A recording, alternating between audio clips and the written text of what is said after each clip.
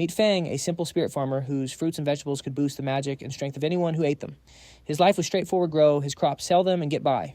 But his peaceful days came to an end when he witnessed a necromancer taking someone's life on his way home. The moment the necromancer spotted him, Fang became the next target. Thinking fast, Fang used his farming tool to break free. But the commotion was too loud, and fearing the Awakeners Association, the necromancer made a bold move. He tried to possess Fang's body. What he didn't expect, however, was that Fang was host to a god-tier system. The system instantly obliterated the necromancer's soul and fused its dark powers with Fang's, creating a brand new class, Necromancer Farmer.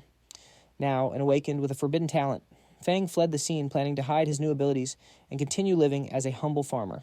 But he had no idea his life was about to be turned completely upside down. It all began 300 years after the Great Disaster. Magic had spiraled out of control, and from the heavens descended the demon race, igniting a long and brutal war against humanity. In the aftermath, the human population had plummeted, and society had crumbled. But then 10 powerful individuals awakened incredible magic, creating colossal protective barriers. These shields held back the demonic hordes, giving humanity a chance to breathe. This ushered in a brand new era where every person awakened a profession upon reaching adulthood. The 10 original heroes turned their own classes into inherited professions. Each of these unique titles could only be held by one person at a time, making them the very pillars of human society. Here in Fishwan City, the sky was a brilliant blue. It was April 1st in the year 335 of the Cataclysm calendar. The profession awakening ceremony was just about to begin. A cart pulled up to a set of tall buildings, and a voice called out that they'd arrived. A young man named Fang hopped off the vehicle, giving his thanks to his Uncle Zhang. The massive plaza was already swarming with people all gathered for the annual awakening test. Fang gazed around, totally amazed. Wow, the annual awakening test really is a huge deal, he thought. It's packed. This was the test everyone took when they came of age. See, professions were sorted by rank: N rank, R rank, SR rank, and the legendary UR rank. The higher the rank, the greater the combat power. Anyone lucky enough to awaken a rare profession could get a direct ticket into an elite academy. Young hopefuls walked among statues of past heroes, praying for a bit of good luck. Fang just watched them quietly. He overheard one person praying to a statue. "Oh, great berserker, please bless me, let me awaken an SR rank profession at least." But another louder voice cut through the air. "Hey, move it, you guys up front. My test is coming up soon. Shewi." Nearby, a girl clasped her hands, praying toward a different statue. "I've admired you since I was a child, Lady Tanu. Please bless me, so that I may awaken the most noble inherited profession." Hearing this, a few people nearby chuckled to themselves, wondering who could be so bold as to daydream like that in public. Watching the students, Fang turned to a person next to him and asked what was going on. The guy looked at him surprised and said, "You don't know." He leaned in and explained, "There's a rumor going around that a new inherited profession holder will be chosen in this year's test. There are currently 4 vacant inherited professions." He added, "So it's no wonder everyone is praying so hard." Fang thought to himself that everyone's ambition seemed especially fired up this year. And to him, that could only mean one thing: business was about to be very good. Suddenly, bright, magical fireworks exploded in the sky, signaling the start of the ceremony. Someone shouted, "Let's go, everyone! The tests have officially started." Inside the grand hall, examiners were calling out the results one after another. Linhu, they announced, awakened an R-rank profession, level 10 with 13 magic power. Next, Mandinsa, an N-rank profession level 8 with 8 magic power. Then they announced, Gui has awakened an S-rank profession, level 34 with 55 magic power. Guofi is accepted if Safo. The student with short hair was stunned. 55 magic power, he exclaimed. "Wow, I wish I had that much." The moment Fang heard that, he whipped out a bright red tomato. "Excuse me," he said to the short-haired guy. "Would you be interested in a tomato that can increase your magic power?" The short-haired man, whose name was Hordy, stared back in shock. "A tomato that increases magic power for real," he stammered. Fang explained with a professional smile. "I'm a spirit plant doctor. This is a premium variety I've cultivated with the utmost care. Super J. Kalfod. Each one boosts your magic power by 5% for 5 minutes," he pitched, "and they're only 5 gold coins each." He proudly showed off a bag full of other spirit plants: tomatoes, long cucumbers, sweet potatoes, and little yellow beans. "I also have Hunger Be Gone sweet potatoes that will keep you full all day," he continued, "plus fat-burning cucumbers and strongman beans that'll raise your attack power by 10%. Hearing all this, 2 people nearby started whispering to each other. "Is this some kind of scam?" one of them muttered. "I've never heard of spirit plants like these." The other added, "How can one thing boost magic and help you lose weight?" Horty, still holding the tomato, turned to them. "Just buy one and see for yourselves," he said. "We can check the buff effect right after eating it." Besides, what he complained, "I'm sick of eating energy bars every day." Fang leaned in, flashing a confident grin. "First come, first served, folks," he announced. "Supplies are limited," he added, "and when they're gone, they're gone. But hey, the first customer gets a free sample." At the mention of a freebie, Horty stared down at the tomato in his hand, his face a mixture of doubt and curiosity. He looked nervous, but decided to go for it. He took a bite. He chewed hesitantly at first, but then his expression completely changed. A brilliant glow of energy erupted behind him as he clenched his fists in excitement. "It's real," he shouted. "My magic power actually went up. My body feels so much lighter." A blonde kid nearby stared his jaw on the floor. "Am I seeing things?" he asked. "Aren't those spirit veggies developed by the Extraordinary Academy's agricultural department I heard? They're only supplied to SR rank awakeners." Fang smoothly replied, "Think of this as a special promotion for the testing convention. After all, everyone here is a potential academy student." Hearing that, the blonde man's eyes lit up with excitement. "In that case," he said quickly, "I'll take everything, bag it all up for me." But as soon as he said that, a small crowd instantly mobbed Fang's little stall, and they were not happy. "Hey, get in line," one person shouted. "I was here first." One customer yelled that he'd take 10. Another raved about the tomatoes, calling them a miracle crop. Another person shouted with glee that his magic power was surging. Fang just watched it all with a knowing little smile, thinking about his new reality. Sure, he'd only awakened as a farmer, but ever since he hit max level, every single fruit and vegetable he grew came packed with powerful buffs. He had to admit he used a few savvy marketing tactics, but the effects of his produce were 100% real. After selling out completely, Fang sat down alone in front of a nearby shop. He was quietly packing his bag about to head home when he suddenly noticed someone approaching. Looking up, he saw the same blonde man from the crowd walking toward him. Recognizing him, Fang started calculating the day's sales. Chestnut pumpkin seeds went for 5 gold, rhino manure for 7, grape wine sugar for 10, and some magic potions sold for 257 gold. After running the numbers, he handed 10 gold coins to the blonde man. "Here," he said, "this is your cut." This blonde man, you see, was Fang's friend, his secret weapon for hyping up the crowd as a satisfied customer. As his friend pocketed the coins, Fang grumbled that he didn't have enough left for the premium fertilizer he needed. The blonde man just grinned and thanked him. "Much appreciated, brother Fang.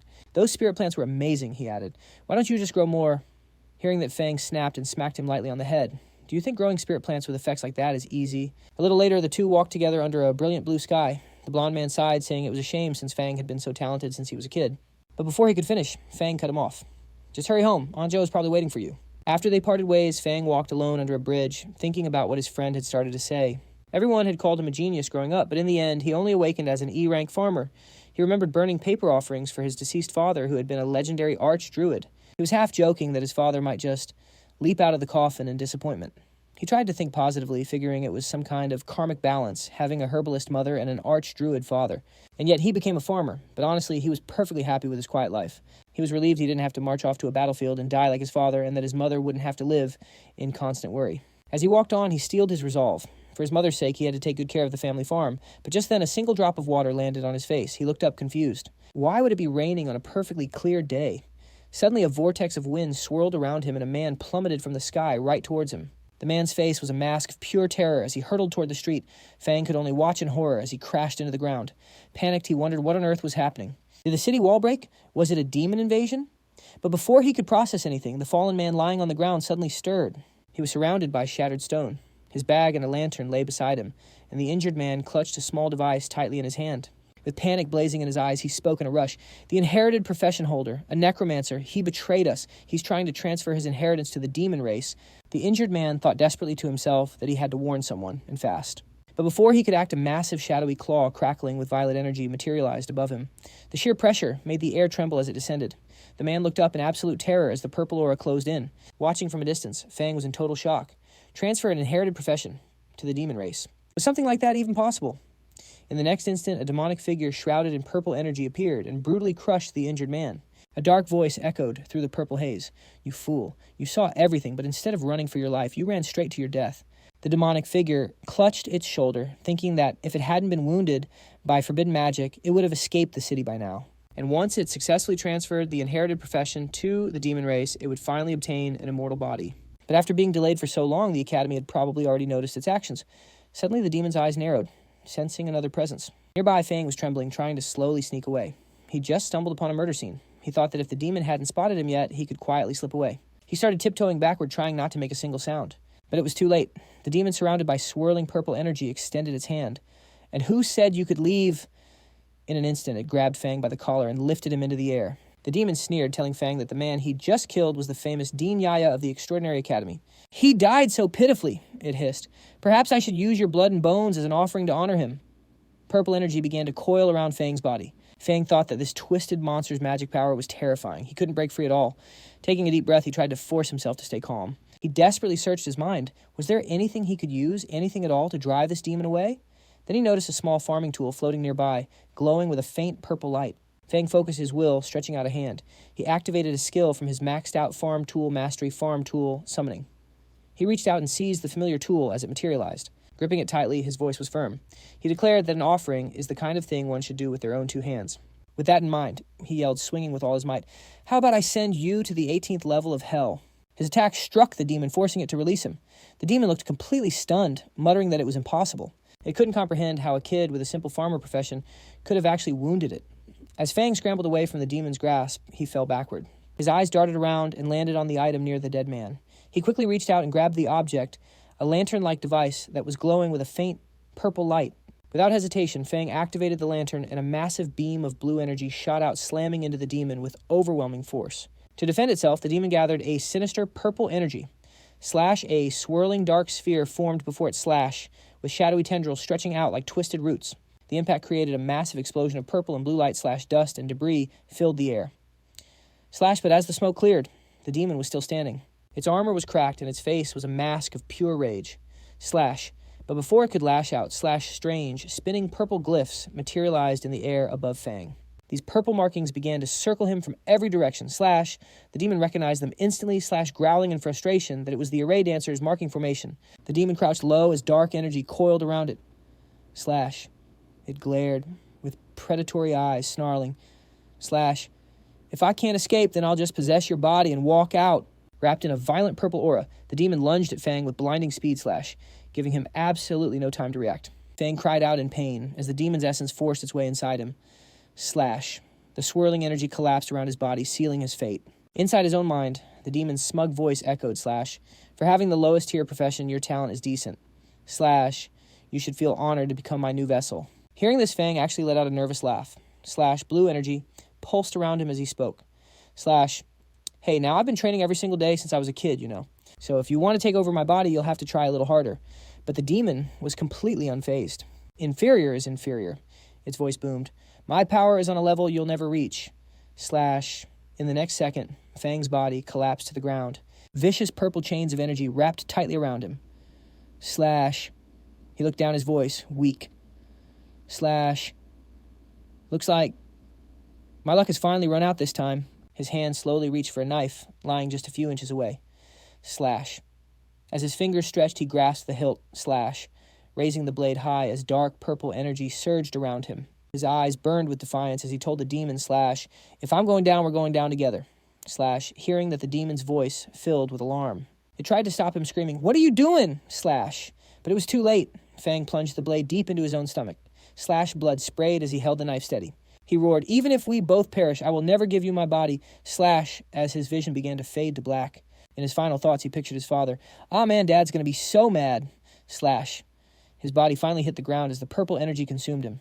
But suddenly, a brilliant golden light began to glow from his chest. The light grew brighter and more intense, pushing back the darkness. The demon watched the glow with fear and confusion. "What is this dazzling light? Is my own magic going haywire?" In the next instant, a blinding golden light erupted into the sky. The demon looked up in pure shock. As the golden beams spread out like the branches of a divine tree. Then that holy light descended and wrapped around the demon's form.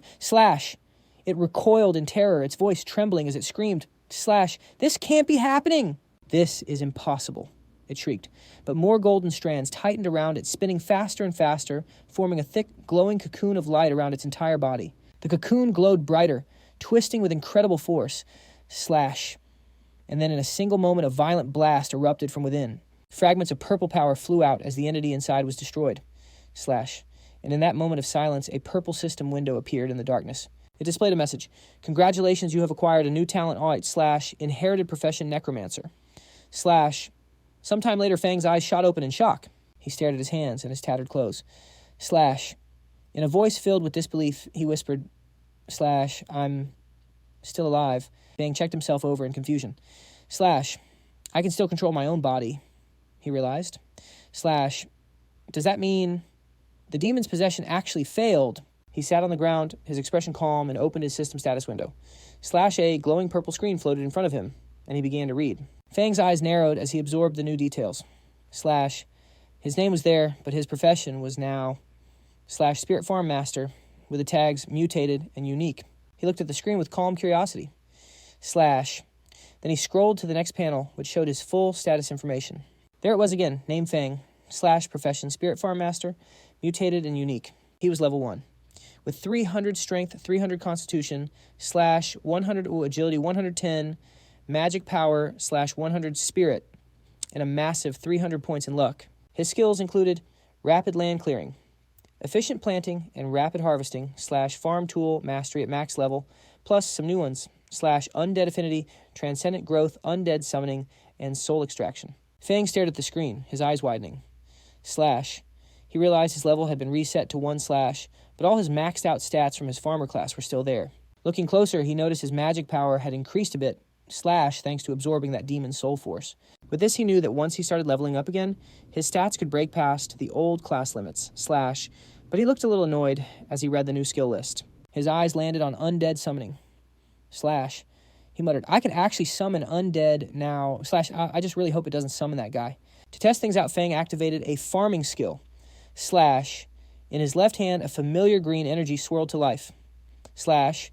In the next moment, he raised his right hand, calling on that other power. This time, crackling purple energy like tiny bolts of lightning wrapped around his fingers. Slash. He stared in shock, watching the dark power dance in the air. Then an idea struck him. Fang brought his hands together, slash watching as the green and purple energies began to mix. Slash. That's when it all started to click into place. The farmer's life magic was merging with the necromancer's death magic. Slash. His face grew tense. He closed his eyes, understanding that something inside him had fundamentally changed. He could see his glowing profession tree filled with symbols. Slash. He saw his calm green farmer tree, slash, and right next to it, a second tree crackling with violent purple lightning. His profession tree was forming entirely new branches. Slash. With a worried look, he realized his profession hadn't changed. It had split. He had gained an additional profession, slash. Fang stared in absolute disbelief. Slash. He then recognized the symbol on the purple chart, and the final piece of the puzzle fell into place. That demon that tried to possess him. Slash, it was the awakener of a legendary inherited profession, the necromancer. Staring at the purple figure collapsed on the ground, he could only wonder, was that guy a necromancer? Slash. Meanwhile, his profession tree just kept on glowing. Purple electricity crackled across its surface. Slash Fang looked down at his own hand again. Slash, where a swirling vortex of green and purple energy was pulsing in his palm. Slash, he could feel it. This power wasn't his own. A knot of anxiety tightened in his stomach. Slash, he knew if he couldn't tame this wild energy and make it his, slash, something really bad was going to happen. His entire farmer profession could just vanish, slash, and his consciousness might get devoured by that demon. Again, slash Fang covered his face, feeling completely mortified. He glanced at the profession tree, thinking how the yellow on his farming icons looked so dull and, well, earthy. Slash, next thing he knew, he was standing inside a glowing purple magic circle. Violet runes floated all around him as he raised a hand, slash, activating the skill Undead Summoning. Slash immediately. Purple energy cracked the ground as space itself seemed to tremble. Chunks of earth floated into the air, slash, as twin bolts of purple lightning struck the necromancer and the human he'd defeated. The purple energy swirled violently as something began to take shape within the circle. Slash, 2 figures slowly materialized from the light. Slash 1 had a body that shimmered like a pale blue phantom. This was Yua, a level 1 undead sage. Slash, the second figure appeared in a blaze of purple light, slash, wearing sharp armor and sporting long hair. And this one was Heisha, a level 1 undead wild hunt. Slash Fang stared at them, his eyes wide. Slash, it was really them, the human and the necromancer. Their levels were reset to 1, but all their original abilities were still there, ready to be leveled up again, slash, but after all that racket, he knew the law enforcement squad was probably on its way. Slash, he needed to scram and fast. He turned to leave without a second thought. Slash, besides who on earth would believe a regular farmer, slash, took down 2 high-ranking individuals. In fact, if anyone found out about his current power, slash, it would put him in some serious danger. So Fang swung his backpack on and walked away with a new purpose. Slash, the number 1 priority was finding a place that offered protection resources and high-tier land. He needed a place to test this dangerous new power, slash, and finally bring his dad's theories to life. Slash a day later, Fang arrived at his family's farmland clear and bright. He walked through the open fields looking troubled. Slash a full day had already passed. And yet the necromancer's strange influence on his profession hadn't faded one bit. Pushing that aside, he opened his laptop to check the news. Slash a man in a suit was speaking on the finance channel. He was greeting the audience, slash, and announcing that today was the birthday of a renowned agricultural professor. Back on the farm, Fang was busy inspecting a young plant. Slash, little sparks of purple lightning danced around his fingers as he examined the sprout. He was noticing that every single crop affected by his new power was turning weird.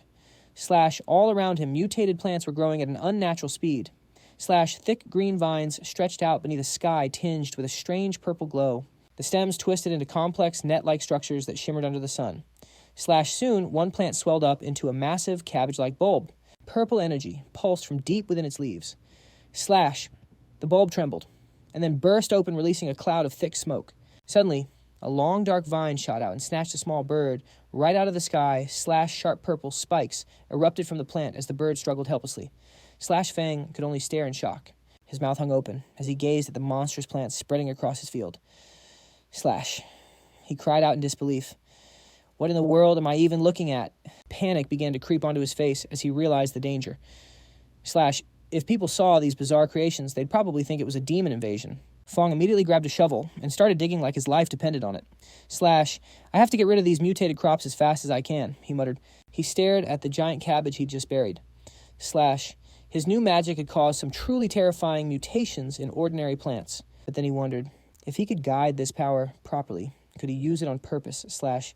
He realized that if he learned to control this, he might finally create the special plants his father had only ever dreamed of cultivating. He imagined it now, growing high-value crops that could actually raise a person's profession level. As he was lost in his daydream, Slash, a breaking news alert suddenly flashed on the television.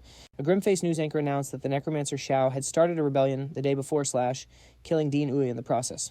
The anchor emphasized that Xiao's crimes were unforgivable. He also said there was a huge reward for any information Slash and helping the fugitive in any way would be treated as a major crime. Slash Fang watched the screen quietly. Well, he thought to himself, that's about what I expected. Slash. He made a mental note he could never, ever let anyone find out he had the necromancer's power. He glanced at the tools stacked against the wall. Slash. He realized he needed to give his undead servants some proper names so they could pass a potential inspection. Otherwise, things could get really awkward. Slash. Suddenly, an idea popped into his head. His eyes lit up like he just solved the world's biggest problem. He'd just call his undead servants. Farm servants / his profession panel did say he was a spirit farm master after all. To him, it sounded completely normal for a farm master to have a couple of servants.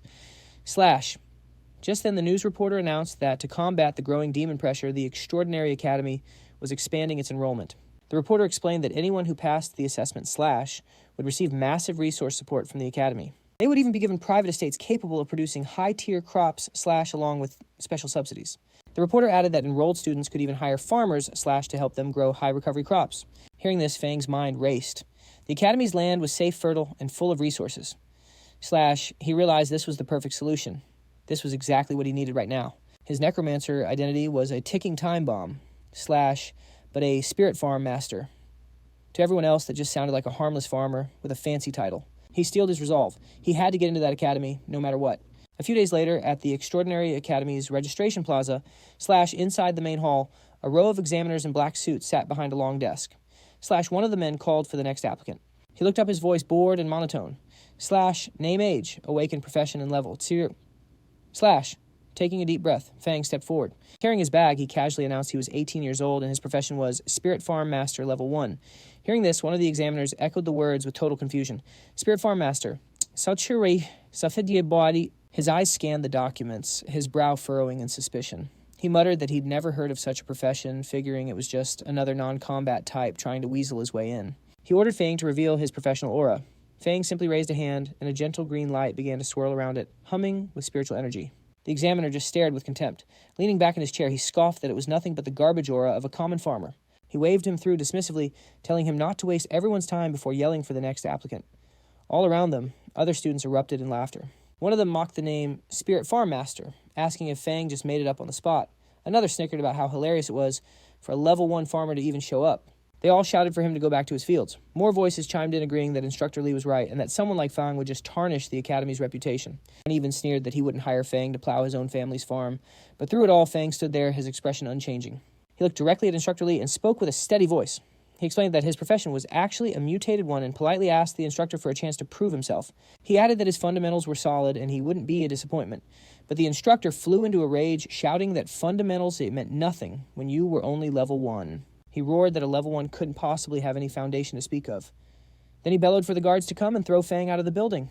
At that threat, Fang calmly took a step forward and reminded the instructor about the Academy's own rules. He pointed out the recruitment notice clearly welcomed all professions to take the test. He then warned the man to be careful, hinting that he might just file a report about this. With that, Fang confidently held up his phone. With a sly grin, he began to pretend he was calling the Supervision Bureau, reporting a teacher who was unfairly blocking him from the exam. Instantly, the instructor began to panic. He lunged forward and snatched the phone right out of Fang's hand. His face was twisted with fury as he screamed at Fang. He threatened him, growling that if Fang actually dared to report him, he'd make his life a living nightmare. Besides, he yelled, there was no way a level 1 farmer could ever pass the exam anyway. The nearby students started whispering among themselves. Some admitted that even for a farmer type, the instructor's reaction was way over the top. Others agreed that Instructor Lee's behavior was completely out of line. One of them even mentioned a rumor that the instructor had failed his own promotion exam and was stuck working admissions. Overhearing their chatter, the instructor spun around and roared at everyone. He screamed that if anyone else didn't want to take the test, they could get lost right now, his voice dripping with frustration. A little while later, the entire group of applicants started walking, following the fuming instructor. Fang quietly blended in with the other students. They soon arrived before a massive building, completely overgrown with giant, gnarled wooden roots. A large crowd was already gathered outside. The instructor glanced back with a sneer, telling Fang it wasn't too late to give up and run home. But Fang just walked past him with a calm smile, thanking him for leading the way. The entrance was barricaded with wooden planks covered in warning signs. 2 glowing portals materialized on the ground, and Fang stepped towards them along with the rest of the group. Inside the structure, Fang found himself flying through the air, deftly bouncing between the enormous wooden roots. He skillfully stuck a landing on one of the branches, regaining his balance in an instant. Fang's eyes narrowed with a mischievous glint as he declared it was time for the horned rabbits to learn the true terror of industrialized farming. He then sat down and took out a jar filled with a strange orange powder. With a grin full of confidence, he explained that this was his newest invention, carrot essence powder. He boasted that this stuff could easily attract even level 20 mighty rabbits, so dealing with these low-level horned rabbits would be ridiculously easy. It was, as he said, a piece of cake. He then knelt down, carefully sprinkling the powder onto the soil in a thin line. As he worked, carrots instantly sprouted from the ground, right where the powder landed. Just a few minutes later, a small rabbit with a pink horn hopped into view. It sat excitedly in the grass, its eyes wide, as it stared at the pile of fresh carrots before it. But in a flash, Fang's incredibly powerful undead warrior, shrouded in dark purple energy, burst from the shadows. Its attack landed in an instant, sending the rabbit flying with a powerful lightning-fast strike. Fang stood proudly before his 2 summoned minions, one clad in sharp dark blue and black armor. The other was wreathed in that same crackling purple energy. He told them that waiting for rabbits was far too slow and gave them new, very specific instructions. He ordered them both to stay hidden from the other students and to eliminate every single horned rabbit lured in by the scent. He looked on with determination, telling them to hunt down as many as they possibly could. Immediately after, his 2 undead warriors erupted in brilliant blue and purple auras, rocketing off through the massive tangle of roots. The purple undead swung its massive sword, cutting down a whole group of horned rabbits in a single devastating slice. At the same time, dozens of other rabbits were lifted into the air, trapped in glowing blue spheres of energy. The dark blue armored undead floated in the center of them all, masterfully controlling the swirling power that held the rabbits captive. And then with just a simple flick of his finger, he eliminated every single one. Watching them work, Fang whispered to himself that even at level 1, these 2 were still unbelievably strong. He mused that he had really lucked out with them. But just then, a loud bell echoed through the area, and an announcement declared that time was up. Outside, Instructor Lee stood before a large tent, ordering all the examinees to exit the test site and turn in the rabbit horns they had gathered. The students began to form a line to present their meager hauls. Instructor Lee barked at each student harshly. A person with 2 horns failed. Someone who brought 3 also failed. Another applicant with 0 was told to get out of his sight immediately. Some of the students started complaining that the rabbits were almost impossible to find this time around. Another student remarked that getting 4 horns was a pretty good result, since so many people couldn't even find one and would have to come back next time. Then it was Fang's turn. Instructor Lee glared at him with pure annoyance, calling him trash and saying he probably didn't even have a single horn to show. But Fang didn't say a word. Instead, he simply raised his hand as a bright green magic circle materialized around his fingers, and he opened his inventory with a supremely confident smile. The very next moment, a colossal wave of pink-horned rabbit horns erupted from the portal, crashing down and flooding the entire tent like a tidal wave. A fluffy avalanche descended, burying the rude examiner until only his flailing arms and legs were visible. The other students could only stare jaws agape as a tidal wave of bunnies filled the entire area.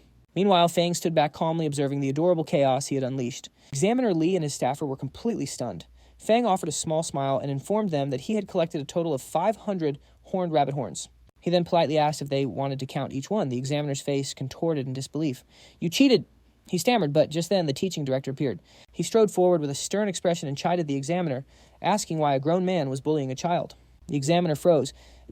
Director, why are you here?" The director sniffed. "If I hadn't come, my precious pet rabbits might have been wiped out by someone with no professional ethics." The director then turned his gaze to Fang and announced that he had officially passed the preliminary test. Hearing this, Fang bowed deeply, thanking him for his fairness. But as the director got a good look at Fang's face, he froze. A look of strange recognition crossed his features. You seem very familiar," he murmured. "Do I know you from somewhere?" At his words, Fang's eyes narrowed ever so slightly.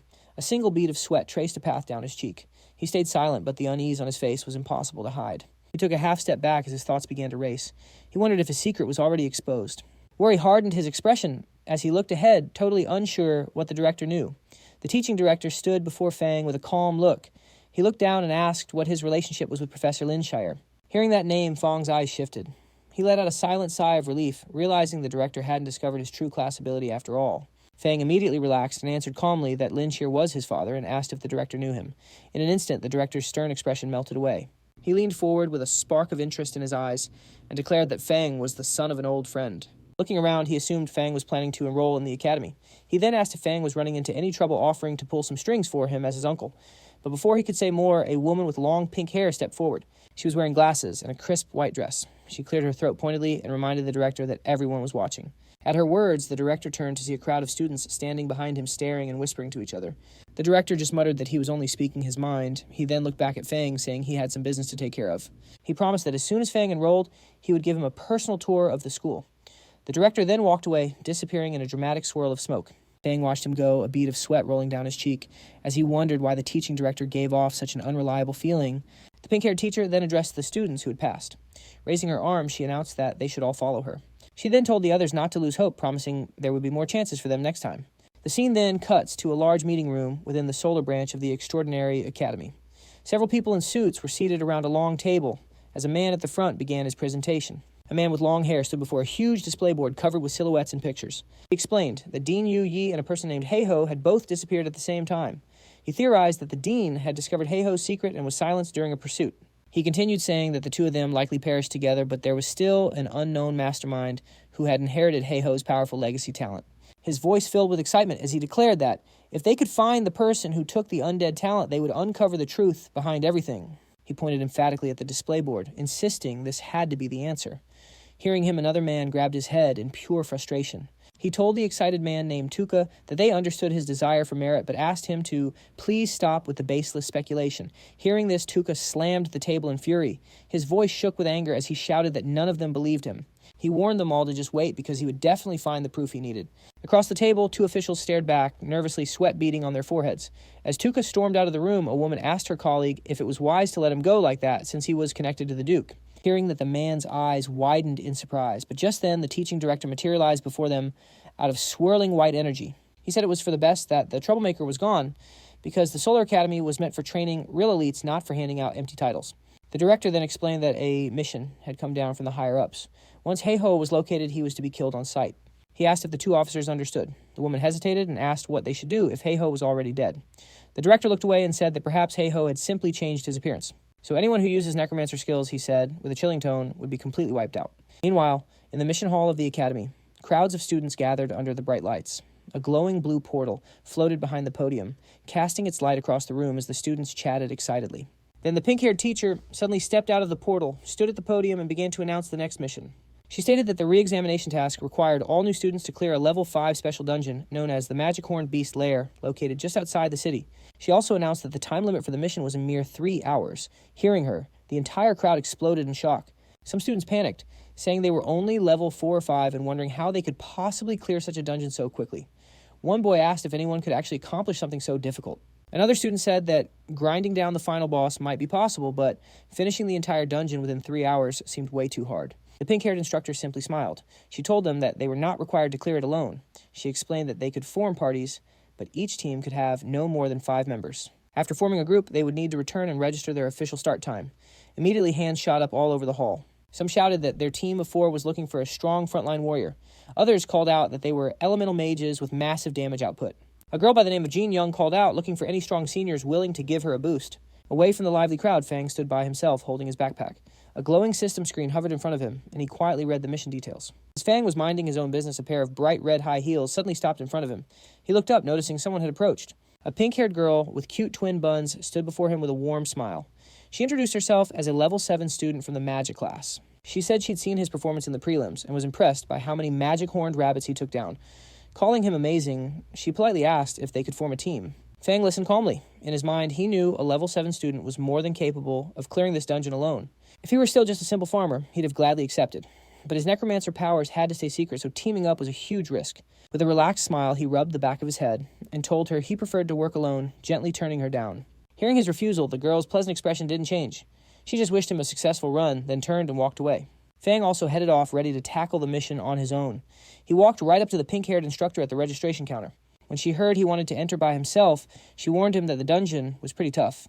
But Fang just said it was fine and asked her to issue the mission. She handed him a scroll. As she did, she guessed he was probably trying to solo the dungeon for the special reward, the Black Bear Gallbladder.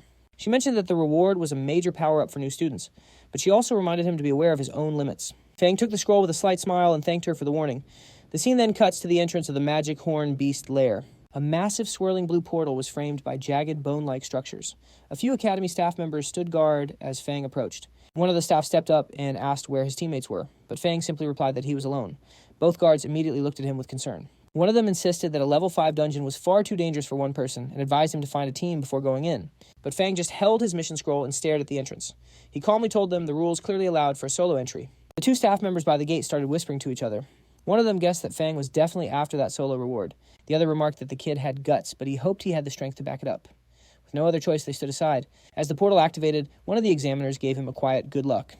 Inside the dungeon, a huge cavern was filled with countless colorful eggs. They were scattered all over the rocky ground and piled up against the walls. A path led even deeper into the darkness. The blue light from the entrance faded as Fang walked forward.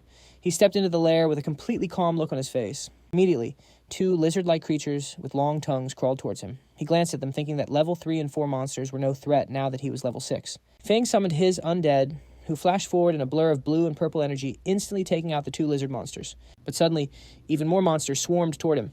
He took in their growing numbers and let out an inward sigh. The dungeon guide said there would be a lot of monsters, but this was just ridiculous. Fang stared into a vast cave where countless glowing red eyes peered out from the darkness. The floor and walls were covered in monster eggs. He looked at the horde calmly and thought this was the perfect chance to test his new summoning method. Raising his hand, a burst of purple lightning erupted as he activated Undead Summoning. The lightning twisted through the air, pulling together monstrous shapes from nothing. In just a moment, the two lizards he had just defeated rose again as his undead servants. Their bodies flickered with blue flames as they stood by waiting for orders.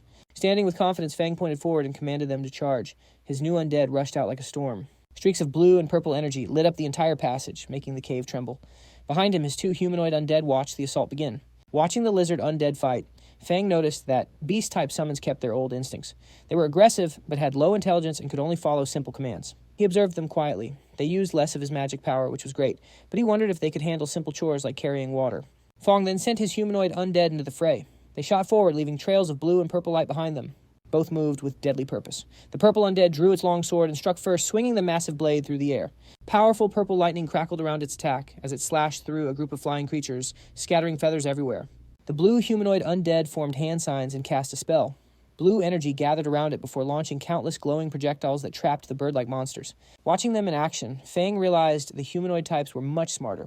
They could use skills they had in their previous life and fought with more flexibility. Fang grinned, thinking they could totally help him weed and fertilize his fields in the future. By now, the lizard undead had wiped out the first wave.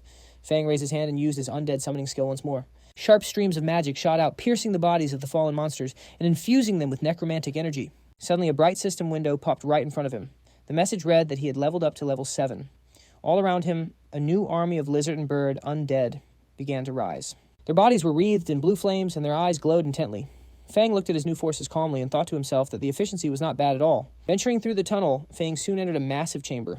He couldn't help but be amazed. He'd made it to the boss room in just half an hour. Suddenly, a loud metallic crack echoed as thick chains shattered apart. The ground trembled as a gigantic bear-like monster emerged from the darkness of a huge cave. Its eyes glowed with a ghostly white light, broken chains still dangling from its body as it let out a roar that shook the entire chamber. Fang sized up the boss with a sharp expression. This was it, the perfect opponent to test his overall combat power. With a thought, he called forth his entire undead legion. In an instant, all of Fang's humanoid and beastly undead appeared behind him. A powerful energy swirled around them as they lined up, awaiting his command.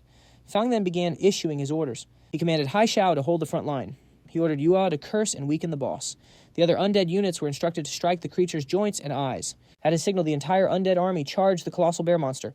They unleashed a continuous assault against its thick fur as the beast struggled and roared in fury. And in front of this chaotic battle, Fang sat calmly on a mat. He had a small snack box in his backpack right beside him as if he were just enjoying a peaceful little break. He casually watched the fight, noting that the coordination between his undead was becoming much more fluid.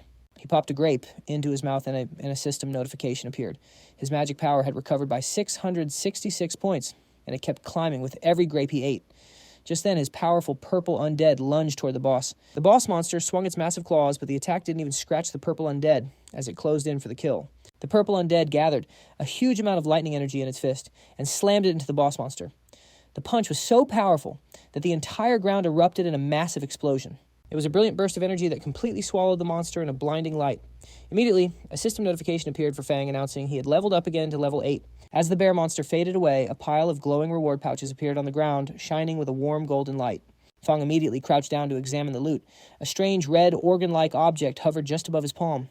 He looked at it with a disappointed frown. The reward only increased his constitution by 10 points. For him, that was completely useless. It was nothing compared to the buffs from the super crops he grew himself. But suddenly another system notification popped up stating that the system was calculating the dungeon rewards. It confirmed his current class as Farmer and Necromancer and announced it would distribute rewards for both of them. Instantly, 2 golden chests materialized before him, glowing with a brilliant light. Fang was shocked to see them. The dungeon had actually given him 2 sets of rewards. He wondered if this was a special perk for having dual classes. Then a brilliant idea flashed through his mind, and a confident smile spread across his face.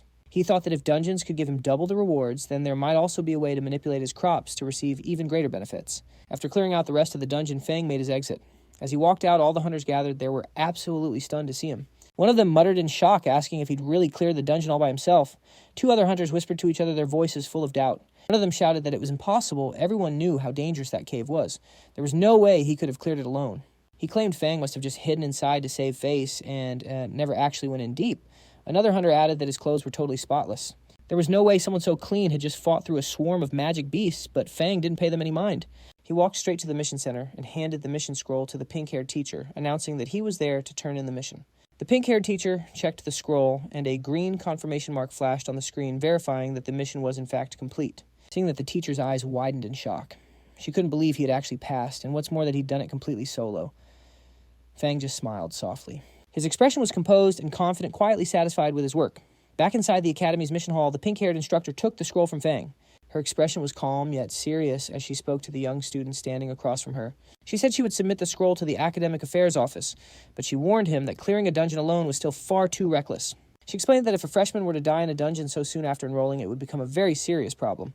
Fang listened quietly, his usual calm smile returning to his face. He nodded and replied respectfully that he understood, thanking her for the reminder. The instructor adjusted her glasses and smiled softly. She told him the final instructor interview would be starting soon in the Academy auditorium and advised him to get some rest beforehand. Fang nodded again and turned to leave. He walked down the bright hallway with his hands tucked in his pockets. Behind the glass walls, a few upperclassmen noticed him on his way out. They whispered among themselves, watching with curiosity as he disappeared around the corner. Seeing this, the pink-haired instructor sighed lightly and pushed up her glasses again. She hoped to herself that this experience would teach Fang a good lesson. Being too bold or impulsive here at the Academy could easily lead to trouble. Outside, Fang strolled along the Academy's forest path. Sunlight streamed through the tall trees as a faint light barrier shimmered nearby. Fang walked quietly through the woods when he suddenly sensed something behind him. His eyes narrowed just a bit as he realized he was being followed. Behind some trees, a group of 3 boys were hiding, awkwardly holding pieces of cloth in a poor attempt to stay concealed. Fang kept walking forward, casually lifting his hand as a faint, purple magic circle began to appear around his fingers.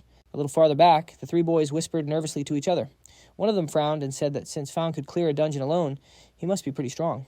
He was worried they might mess this up, but another one waved it off, saying no matter how strong Fang was, he was still under level 10, so his power had to have limits. The third one added that Fang had just finished a dungeon, so his energy must be completely drained. After all, they hadn't seen him recover yet. Their courage started to creep back. One of them grinned, confident in their numbers. Another's eyes gleamed, thinking of the prize, the demon bear gall, a treasure that boosts stamina by 10. Seeing Fam start to leave, one of the thugs yelled, "Don't let him get away." They yelled after him, "Hey, farmer boy, freeze!" Fam paused, turning his head just a bit. With a perfectly calm face, he asked, "Are you talking to me?" The gang swaggered forward, boxing him in. One of them sneered, "Aren't you afraid of getting a stomachache from hogging all those rewards?" Another chimed in, "You probably just tripped over some treasure by mistake. Hand over the demon bear gall and that skill scroll now." In a flash, they all activated their combat auras, their bodies bathed in an aggressive blue glow. The thug pointed a finger right at him.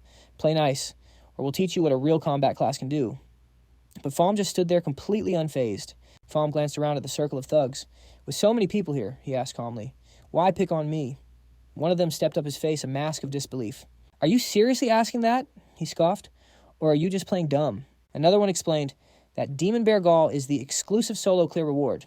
It gives a +10 to stamina, an item that amazing doesn't belong in the hands of a farmer." Hearing this, Fam's mind went into calculation mode. Demon bear gall +10 stamina.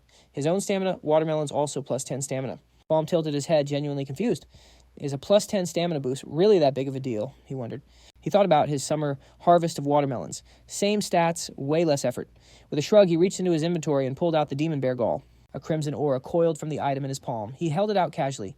You mean this little thing? The sight of it made the short-haired guy lose his cool. He lunged forward, his face twisted with greed. Give it to me, he roared, reaching for the prize.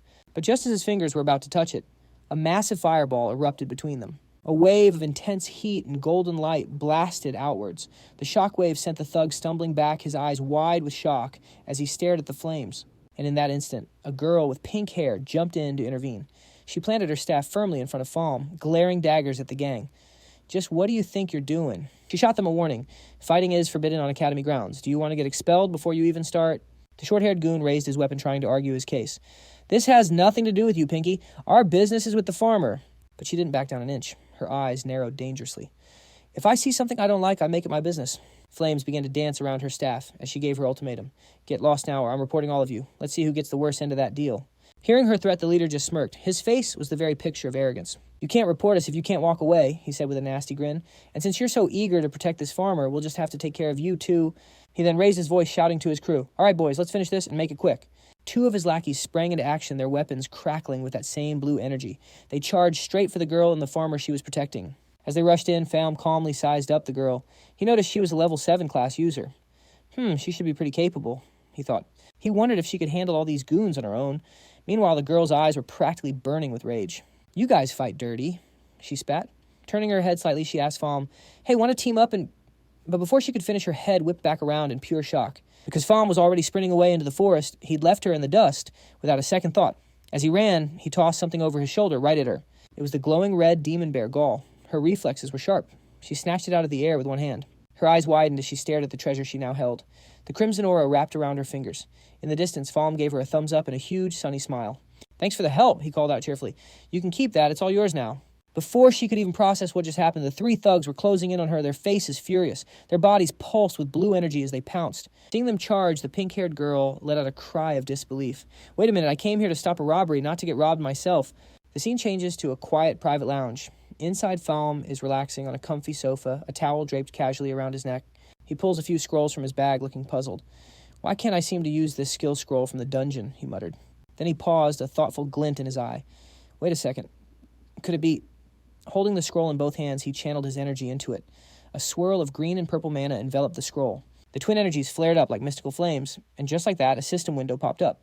It announced he had acquired a new skill, Special Cultivation. A second window followed with the skill's description. It was a beginner-level skill for Special Cultivation. By using mana and certain materials, he could now power up his undead summons. This could potentially raise their level, improve their quality, or even grant them new abilities. Seeing the notification, Falm shot up with excitement. It actually worked. He realized the scroll required mana from both his classes, a necromancer and a farmer, to be activated. Without wasting a moment, Falm called forth his undead minions.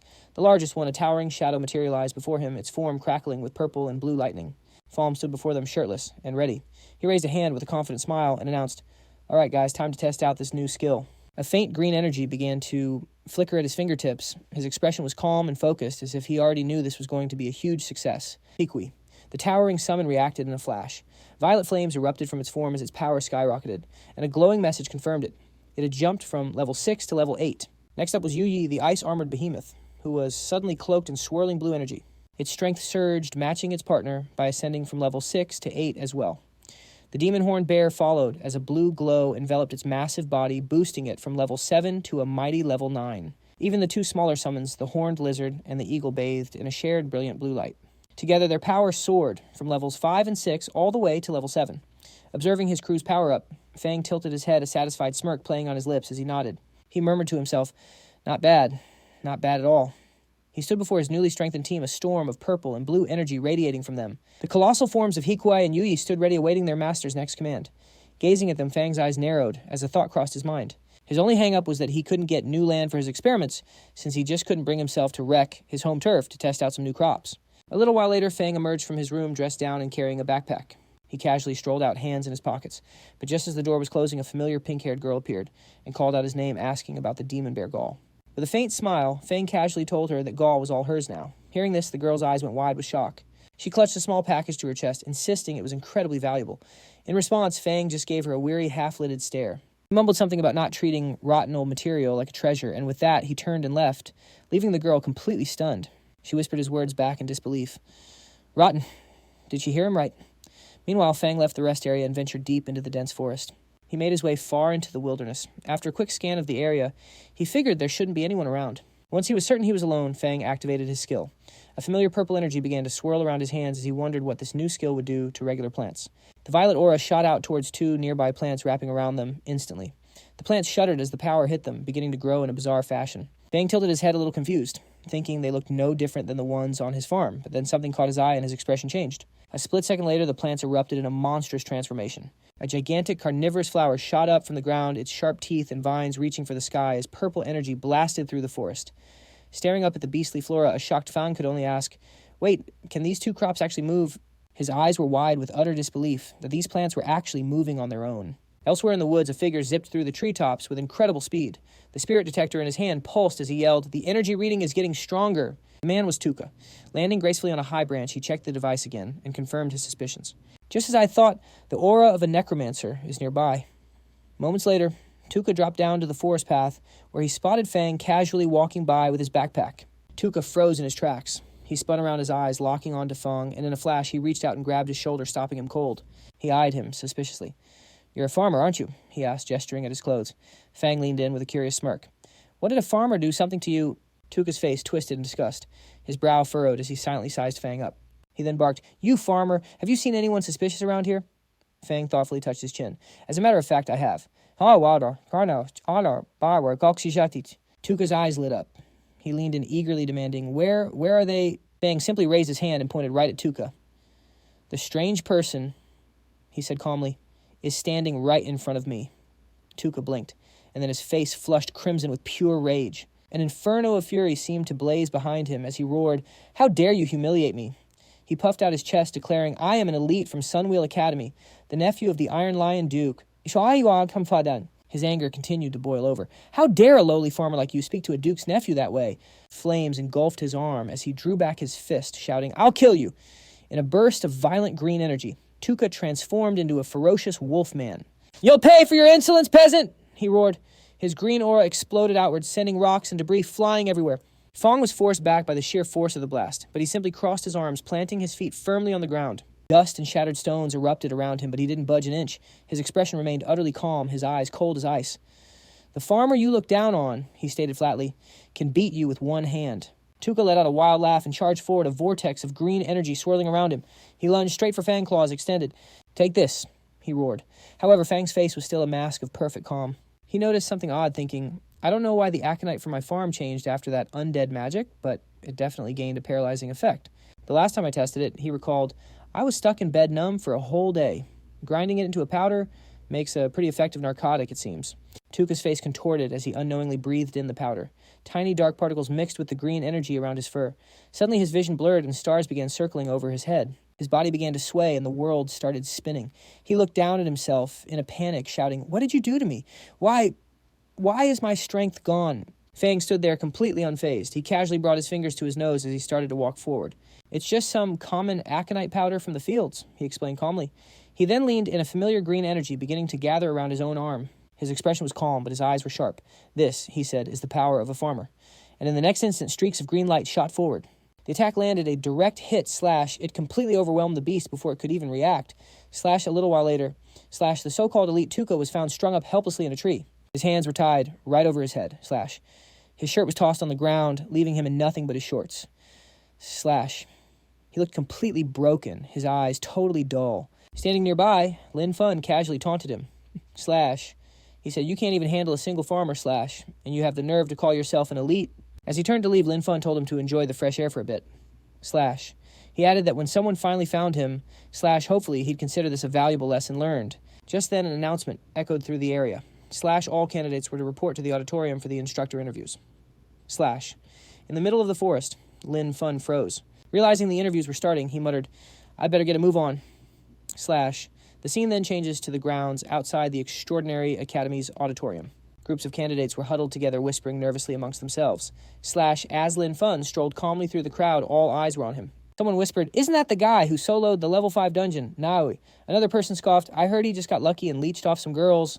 Completely unfazed by the rumors swirling around him, Lin Fun just kept walking toward the auditorium with a cool, indifferent look. One of the candidates muttered, "He's nothing compared to Shan and Bogu." Cheers, another added, "Sure, he's strong for a normal person, but for us level 5 elites, he's in a different league." That moment, a pink-haired girl stepped forward. She held something out to Lin Fun, saying, "I believe this is yours." Lin Fun simply scratched his head with a small smile. Leaning in, he told her to keep it, saying it was completely useless to him anyway. A bit later, Lin Fun walked through the crowd casually eating something. A notification window popped up, showing temporary stamina +2 twice in a row. With a puzzled look, he thought to himself, "I seriously don't get why everyone treats these things like some amazing treasure." Inside, the auditorium was set up for the instructor interviews. Several instructors sat behind a long desk, watching the candidates quietly. A voice explained that in these interviews, instructors choose students, but at the same time, students choose their instructors. It was all about finding the perfect match to bring out the best in both. The main instructor announced he would call students up by name. "First she," he called out. From the crowd. She stood up and introduced himself. He declared, "My name is She, a level 6 Earth-type warrior. And this is my current ability." As he spoke, a massive suit of battle armor materialized. Glowing with power, one of the instructors leaned forward, clearly impressed. "Not bad," he said. "I'm a level 44 Earth-type berserker. How would you like to become my student?" She's eyes widened in excitement. "It would be an honor, sir." After that, Ying Wu was called forward. The instructor then glanced down at his list and announced the next name, Lin Fun. Lin Fun rose from his seat and walked calmly to the front, moving past the other anxious candidates. Stepping into the center, he began his introduction. He stated plainly, "My name is Lin Fun. I'm a level 8 spirit farm master." As he spoke, a soft green energy began to swirl around him. He stood there silently as the two female instructors watched him intently. The woman with pink hair commented, "Reaching level 8 at his age is very impressive." The one next to her leaned in, reminding her, "Look closer. At the end of the day, he's just a farmer." Further down the table, another instructor leaned over to his colleague and spoke casually. He remarked, "This academy trains warriors for the front lines, not cannon fodder." However, he admitted Lin Fun's scores in the first 2 tests were outstanding. The main examiner adjusted his monocle, considering their words. He cleared his throat and proposed, "Since opinions are divided, let's give him a simple combat ability assessment." Upon hearing his suggestion, the instructors all began to weigh in. The long-haired man crossed his arms and nodded. "I agree." The pink-haired woman smiled. "That works for me." Another simply leaned back and said, "I have no objections." As the examiner called his name, Lin Fun stepped forward. Green energy swirled at his feet as the examiner asked, "Are you willing to take this combat test?" The examiner elaborated, "Our goal is to train fighters for the front lines against the demon hordes. Without combat ability, your path forward will be difficult." Lin Fun lowered his head for a moment, thinking it over. He thought, "My current combat strength isn't that great, and I can't reveal my necromancer skills." Looking up with a faint smile, he replied, "I accept." The scene shifts to a large open space, temporarily cleared inside the auditorium. Students and instructors gathered around the edges to watch as Lin Fun took his place on one side of the makeshift arena. On the opposite side, a tall instructor was waiting for him. With a wide grin, he explained the rules of the test. "The evaluation is simple," he announced. "You just have to withstand my attacks for 5 minutes. If you can do that, you'll prove you have combat potential." As soon as the match began, a brilliant golden aura exploded from the instructor, the sheer force of it blasted across the arena, sending out powerful shockwaves of pressure in every direction. The nearby students buckled under the immense weight of his power, some of them were trembling, struggling just to stay on their feet. One of them gasped, "This is the pressure of someone over level 40. Another wheezed that he could barely breathe. But when they looked over at Lin Fun, he was just crouched lightly on the ground. His posture was perfectly stable, his expression completely calm. Someone in the crowd shouted in shock, "He looks completely unaffected." The instructor smiled, looking at Lin Fun with pride. "Just by enduring that pressure," he declared, "You've earned my respect." He then opened his stance wider. "Now then, show me your power, attack me with everything you've got, Lin Fun crouched lower, bracing himself against the golden pressure. He thought to himself, "The pressure from a level 44 fighter is intense. But for now, I can handle it." A glowing green orb formed in Lin Fun's hand as vines of natural energy twisted around him. He thrust his arm forward and called out, "Come forth, my servants." A pillar of green light erupted. As it took shape, Lin Fun had a brilliant idea. By coating the undead in nature magic, he could completely mask its dark aura. His new summon rose draped in vibrant green vines and leaves its true nature perfectly concealed by the energy surrounding it. Lin Feng stood beside the glowing green figure he'd summoned. The large creature looked like a bear made out of a giant cabbage covered in swirling nature energy. He chuckled to himself. Who would ever guess this cabbage bear was actually an undead creature? The summon lumbered forward, wrapped in glowing vines. Its body radiated such a powerful glow it looked just like a rare mutant beast. Across the arena, the instructor's eyes widened in astonishment. He murmured that such dense nature magic could only come from a rare mutated profession. A wide grin spread across the instructor's face. He raised his curved blades as lightning-like energy danced around them. He called out to Lin Feng, "Now this is interesting. Bring it on. In ha-da-da, hegab, haman kentin." The green cabbage bear rushed forward, shrouded in brilliant nature energy. Opposite him, the instructor charged in yellow flames, swirling around his weapons. The two figures clashed in the open courtyard, unleashing a storm of energy. Vibrant streaks of green and yellow flashed everywhere as their powers collided. The instructor swung his blades with incredible force, but the glowing creature pushed back with its raw nature power. In the next moment, the instructor was sent flying. His face contorted as he let out a loud battle cry and dove straight for the cabbage bear. Bright yellow sparks exploded against the green creature. The instructor's attacks rained down relentlessly. But even under the heavy blows, the glowing cabbage bear remained on its feet, its body just trembling from the impact. An instructor watching from the sidelines looked shocked. He commented that any normal summon would have vanished by now, but this one was still holding on. With a mighty roar, the green creature surged forward, pushing right through the onslaught of attacks. Yellow and green energy exploded wildly as it charged straight at the instructor, refusing to fall no matter how badly it was hit. One of the instructors wiped a bead of sweat from his brow. He asked calmly, "Is old guy getting a little tired?" Lin Feng, meanwhile, stood nearby with a perfectly relaxed expression. He thought to himself that his summons were undead, so they don't feel pain or complain. Besides, small injuries could be fixed with just a little magic. Old Guy watched Lin Feng and wiped away more sweat. He had to admit he originally wanted to show off for the students, but now he realized this kid Lin Feng was the real deal. "Looks like it's time to get serious," he thought. Old Guy looked Lin Feng straight in the eye. He announced, "I'll compensate you for your summon. Now watch closely." The instructor explained that normal summoners had to pay a steep price to form a contract with their summons. If the summon was destroyed, it would disappear and the contract would be broken forever.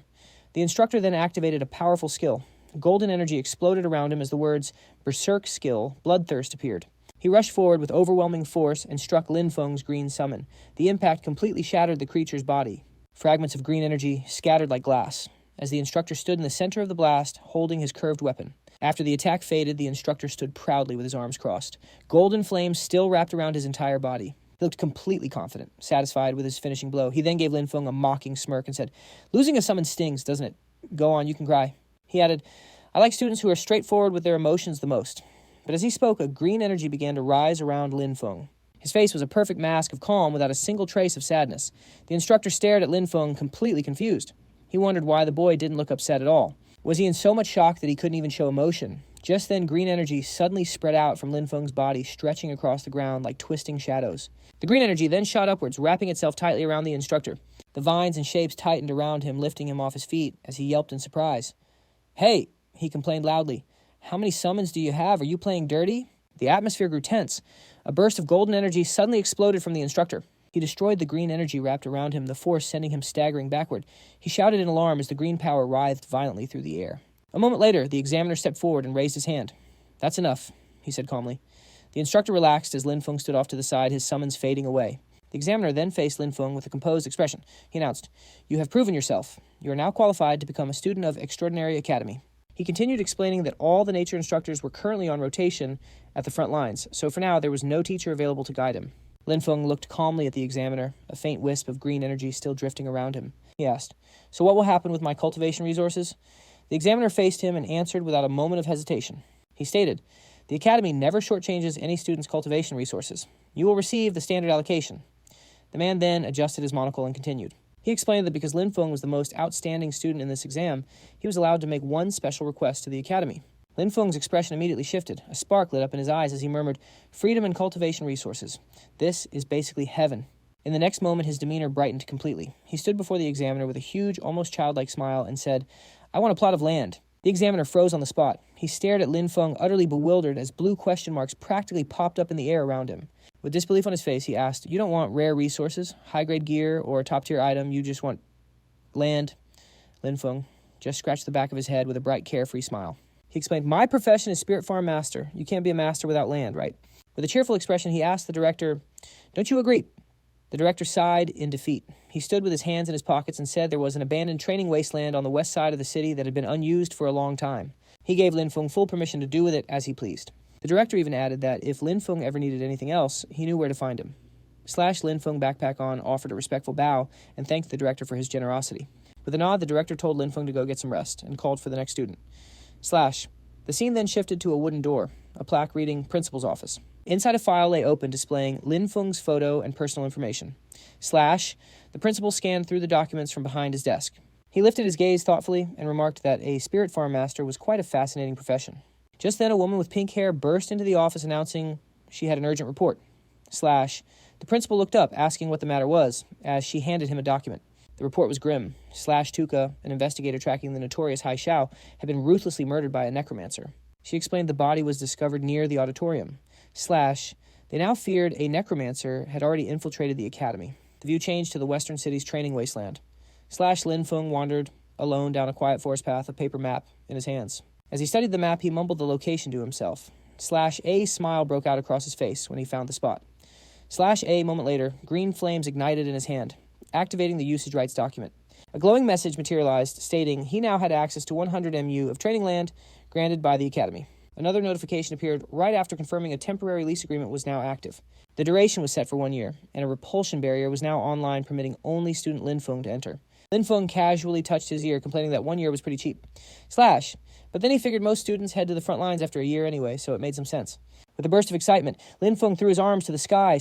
Purple energy began to swirl around him as he cheered that a whole 100 mu of land was all his. A joyful grin spread across his face as he declared that this finally felt worthy of a spirit farm master / a massive pulse of purple light erupted from him. Lin Feng stood at the heart of the brilliant formation, pointing to the sky as the energy washed over the wasteland. One by one, his powerful spirit creatures materialized from the purple mist. Towering shadow figures, knights of pure light, and all sorts of tiny floating sprites. They filled the air around him, a dazzling display of energy. Lin Feng eyed his army with confidence, stretching out his hand. With a fierce smile, he pointed forward and announced that everything was ready. It was time to get to work. A dark, shadowy spirit let out a roar, unleashing a violent blast of purple energy. The force of its landing shook the very ground, sending rocks flying everywhere. Nearby, another spirit made entirely of blue water surged into the air. Waves crashed around it as it soared forward, commanding the water below. On the field, a large, fluffy beast with a horn charged across the land. Its body glowed with brilliant energy as it sprinted ahead, followed by a crew of tiny spirits carrying farming tools. The scene cut to Lin Feng, kicking back under the sun. He was lounging in a chair, sunglasses on, enjoying a nice slice of watermelon. With a satisfied smirk, he mumbled that magic really is the ultimate life hack. The ancients were right all along. Lin Feng relaxed in the shade, casually sipping his drink. A small blue spirit floated over and tapped his shoulder. Without even breaking his chill, he quietly commented that the land had already been reclaimed. Hearing that, Lin Feng's eyes shot open. He whipped around watermelon still in hand and stared at his summons. He exclaimed they were way more proactive than he'd ever be. One of the undead let out a bizarre cackle, its glowing mouth twisting into a creepy smile. Lin Feng glanced at the ice-armored undead beside him. With a sigh of resignation, he admitted that expecting the undead to have distinct personalities was probably asking for too much. After finishing his snack, Lin Feng walked toward the doorway. The ice-armored undead watched him go, its glowing eyes following him in silence, its expression unreadable. Then a faint, almost imperceptible smile formed on its face. The cold blue light surrounding it flickered gently. Lin Feng strolled down the narrow path between long rows of greenhouses. A soft glow enveloped him as he placed a hand on the glass, checking the plants inside. From an overhead view, the greenhouse revealed perfectly planted soil beds. Lin Feng stood among his neatly arranged crops, gazing up as blue light filtered through the roof. All kinds of plants filled the space. Some looked like yellow lotuses, others like purple cabbages. System text hovered above them, detailing their effects. Permanent stamina, +1, temporary speed, +1, permanent attack, +1, all of them were labeled not yet mature. Lin Feng observed his work with satisfaction. He thought to himself that other people had to grind through exhausting training to get stronger.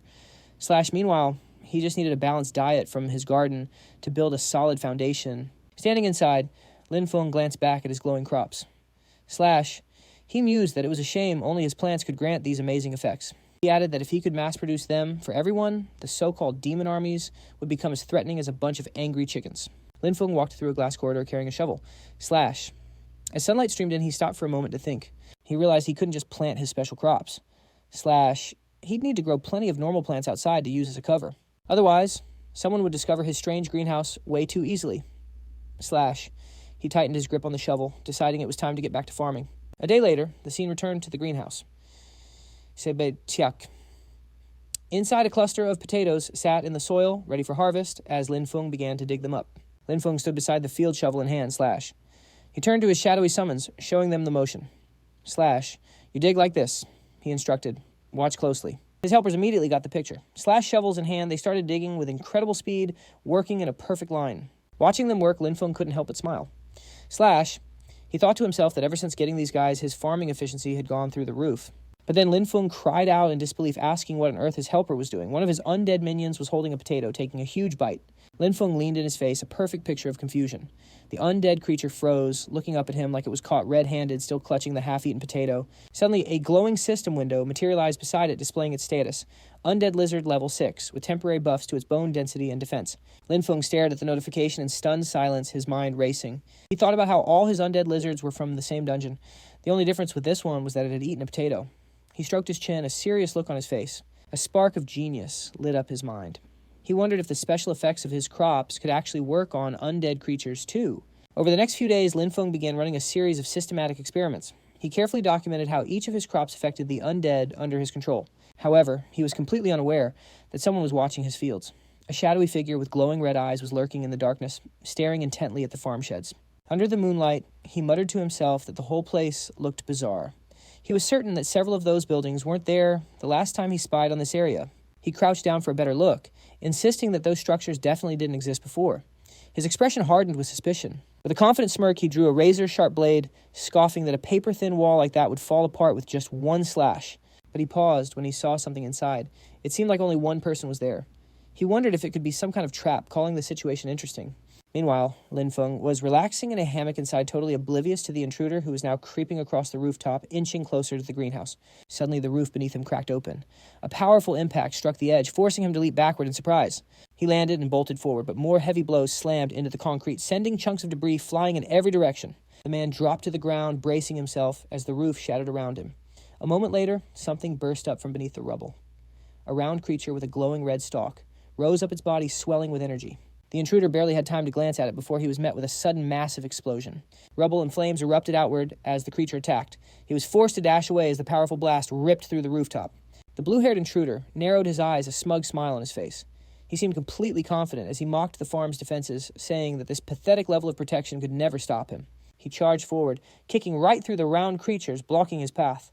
As his foot connected, red liquid splattered out, and more of them burst open from the impact. All of a sudden, his arrogant expression vanished. Sweat started pouring down his face as he realized something was terribly wrong. He gritted his teeth in a panic and let out a frustrated shout. A massive chain of explosions erupted right beneath his feet. Bright yellow flames burst into the sky, scattering debris and red mist everywhere as the explosions consumed the area. As the blast died down, a strange green light began to rise from the darkness. A glowing tree-like figure slowly appeared, its branches twisting like veins of pure light. Long streams of green energy began to gather around it. In the next instant, the figure started to change its shape. The branches wove themselves together, forming the silhouette of a woman made entirely of green light. Her hair flowed like living vines, moving with the energy that pulsed around her. The man burst through the smoke, cursing under his breath. He yelled out in frustration that he never would have returned a second time if it wasn't to earn the Grand Duke's trust. He lowered his stance and charged through the thick dust. His face was twisted in anger as he raised his blade, a streak of blood on his cheek. He growled that once he chopped this thing to pieces, he'd like to see if it could still explode. He swung down with all his might, his entire body glowing with power. Blue energy trailed behind his attack as vines and explosions burst from the ground below. But then his expression changed completely. He stared ahead in pure shock as he noticed something strange. He realized these monsters were carrying traces of an undead aura. Confusion and alarm filled his face as a purple light flickered beside him. He suddenly remembered what the Elder had told him.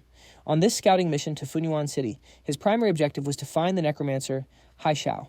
The Elder explained that Haishao had vanished right after their last contact despite the deal he had made with their clan. But now sensing the traces of undead energy here, he realized this place must be Haishao's hideout. Confusion crossed his face as he wondered why Haishao was hiding here and if he had betrayed their clan. He continued to walk forward, knife in hand. A purple mist swirled around him as he muttered that Haishao had no shame when it came to his immortality techniques. Finally, he looked up at the moonlit sky and decided he couldn't stay here any longer. Finding Haishao was the most important thing, so he leaped away from the farm. The next morning, Lin Feng stepped outside with a hoe slung over his shoulder. He wiped his brow and thought to himself that he'd already catalyzed and fertilized most of the plots yesterday. All that was left was to take care of the remaining areas. But when he laid eyes on his field, his expression froze. A cold sweat ran down his face as he stared into the distance in absolute shock. He rushed forward and found a collapsed greenhouse surrounded by broken rocks and shattered earth. Standing at the edge of the destruction, he stared at the ruins and shouted in disbelief that his greenhouse was gone. Just as he was panicking, a massive shadow suddenly passed over the sky as a black dragon flew overhead, its wings blocking the sun. Linfeng looked up from the ruined greenhouse, his expression tightening as he focused on the sky. He let out a quiet gasp of confusion as he stared upward. Moments later, the dragon ascended, revealing two figures standing firmly on its back. One was tall, with long black hair, while the other stood beside him, with a calm and composed posture. The dragon's red eyes glowed as it hovered just above the ground. Linfeng took a step forward, staring at them in disbelief. He wondered aloud why on earth law enforcement officers had appeared here.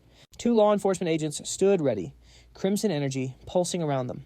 The one with the datapad checked his readings and reported that the source of the mana fluctuation was right here. His partner listened, with a grim face, as the first one wondered how a barren training ground had become so vibrant, questioning if a demon was hiding inside.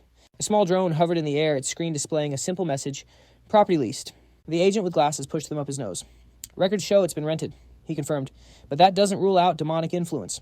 He warned his partner to stay sharp. The two of them stood just outside the shimmering barrier. One of them raised a hand. "We're from the law enforcement team," he called out.